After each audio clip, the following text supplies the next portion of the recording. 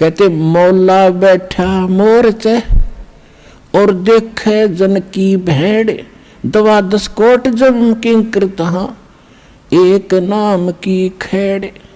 अब जैसे यहाँ आपको तरीके बताए जाते हैं, उदाहरण और एग्जाम्पल दे दे के, कथा सुना के, कि परमात्मा जब तपस्या पर आए काल के इस लोक में, तो धर्मदास जी को परमात्मा बता रहे हैं कि जब मैंने उस काल को ये कहा, परमेश्वर कबीर जी बता रहे हैं कि जब मैंने उस काल को ये कहा कि मैं नीचे जाऊंगा और सब जीवों को बताऊंगा तू भगवान नहीं है,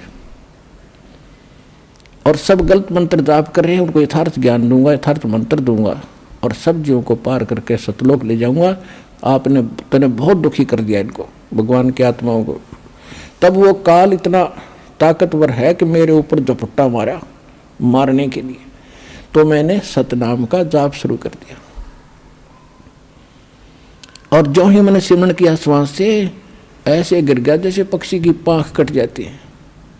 तो कहने का भाव ये है कि जब आप पर कोई आपत्ति आती है, प्रथम मंत्र मिला है तो उसका सिमरन कर दिए शुरू, और सेकंड मिला है सतनाम तो सतनाम का सिमरन शुरू कर दीजिए।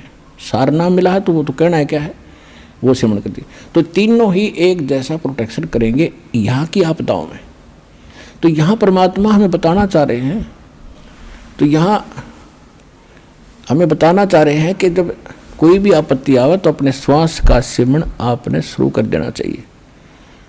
और उस श्वास उसके अंदर जैसे मौला बैठा मोरचे और देखे जन की भेड़, भेड़ माने भिड़ंत, यानी किस तरीके से ये लड़ता है। जैसे एक सैनिक है और उसके पास बंदूक है, गन है, अब वो गन न छोड़ के और पत्थर ठाकर मारने चल रहे तो किसा क्या कल है उसके अंदर।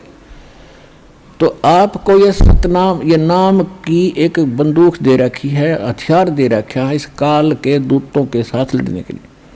अब जब आपके ऊपर आपत्ति आती है, यम के दूत आते हैं, चाहे परमात्मा लिखा, गरीबदास जी ने लिखा है कि वो परमात्मा आपकी हर गतिविधि देखता भक्त की, और आपको ये भी देखता है कि वो किस तरह से उनसे निपटेगा काल के दूतों से। कहते 12 करोड़ यम के दूत, 4 दूतों की तो बात ही छोड़ो जो तुम्हें लेने आते हैं।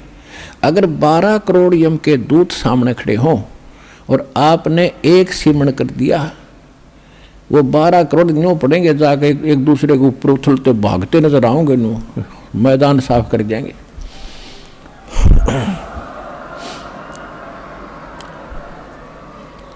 अब कहते हैं मौला बैठा मोरचे, मौला माने वो परमात्मा अपने स्थान पर देखा, और आप बैठे, मौला बैठा मोरचे देखे जन की भेड़। जो मोर्चे में भक्त बैठा है, यानी मोर्चा है हमारा हर काल का ही, उसके साथ हम लड़ रहे हैं, संघर्ष कर रहे हैं, भक्ति कर रहे हैं, सिमरन कर रहे हैं।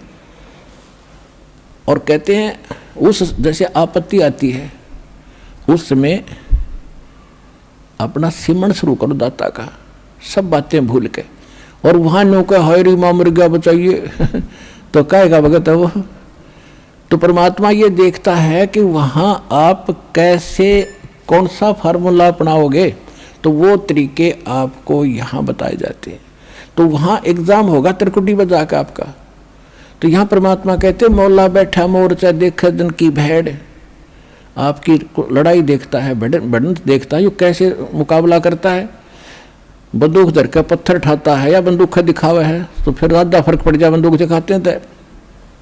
तो सिमरन स्वरूप नाम के सिमरन से संकट टलेंगे। और कहते हैं 12 कोट जम किंकर जहाँ 12 दूत यम के दूत सारे के सारे आपके सामने आ जाओ, और एक नाम की खेड़, खेड़ माने टक्कर नुमारा, सब गिरता चल तगड़ा आदमी होता है। तो ऐसे वो मंत्र की इतनी जबरदस्त शक्ति है, क्योंकि ये ज्ञान जो बोला गया था सिंपल और अनएजुकेटेड व्यक्ति थे, उनको सिंपल लैंग्वेज में समझाना था। तो वो परमात्मा आपकी भिड़ंत यानी आपकी एक्सरसाइज देखता है कैसे कर रहा है।